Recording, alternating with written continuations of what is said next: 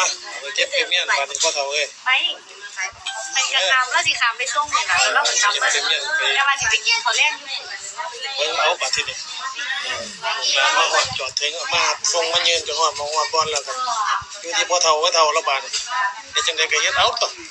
เอาเสียเก็บไปเมียนไว้เอาใช้นี้ใช้ซีดไปกันนะ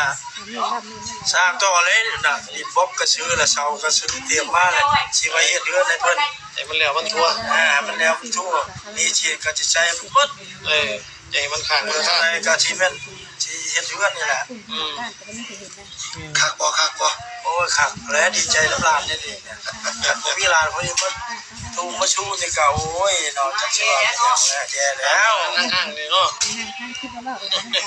ร้านก็ร้านนั่งห้างเกือบร้อยได้ร้านพอดีนะได้เอาแรกของเชาครับเฮ้ยกลัวได้บล็อกไปจะได้ของเขาตามแนวเวลามีของเพิ่นแล้วได้บ่เนี่ยแล้วหรือเสียขึ้นเพื่อน